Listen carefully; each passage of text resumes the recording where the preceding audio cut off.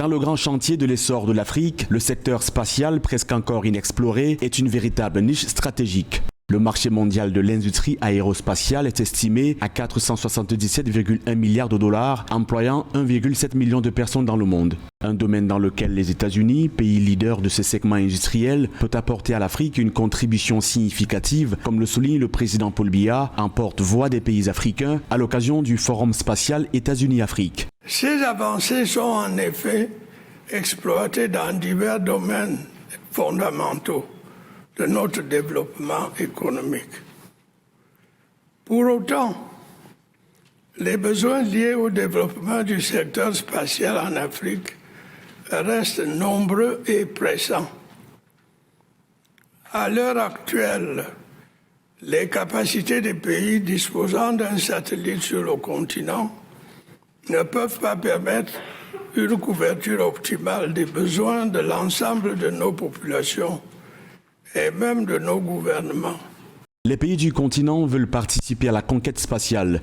3 satellites ont été lancés depuis début 2021. La Tunisie a procédé à la mise en orbite le 22 mars 2021 de son tout premier satellite, Challenge One, un nanosatellite destiné à l'Internet des objets. Aujourd'hui, aucun pays africain n'a les capacités de mettre en orbite ses propres satellites, dont la majorité est conçue hors du continent. L'Afrique, selon le président Paul Biya, entend s'investir dans la conquête spatiale, encore dominée par les États-Unis, la Chine et l'Europe. Conquérir l'espace me semble donc être à la fois une opportunité et un impératif.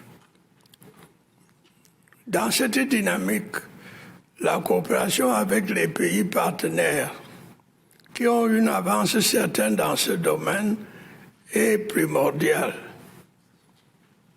Je me félicite donc de ce que la question soit abordée ici ce jour, étant donné que les États-Unis sont à la fois des pionniers de l'exploration de l'espace et des acteurs principaux de la mise en orbite des satellites qui nous sont si essentiels.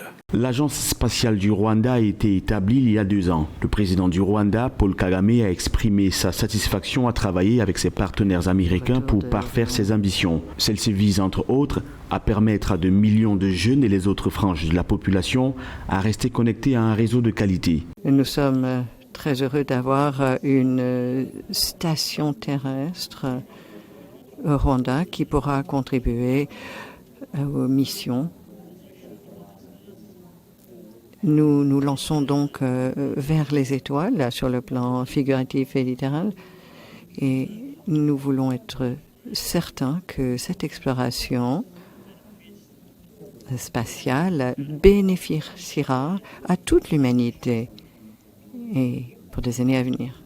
Le marché des satellites africains, jusqu'ici dominé par l'Égypte, l'Afrique du Sud, le Nigeria et l'Algérie, est ouvert à une véritable concurrence continentale et internationale. L'arrivée des nanosatellites, à l'image des CubeSat, plus petits, légers et simples à concevoir, a permis de démocratiser leur fabrication. Outre les 44 appareils africains déjà lancés, une vingtaine d'autres sont sur le point d'être mis en orbite pour symboliser la conquête spatiale africaine.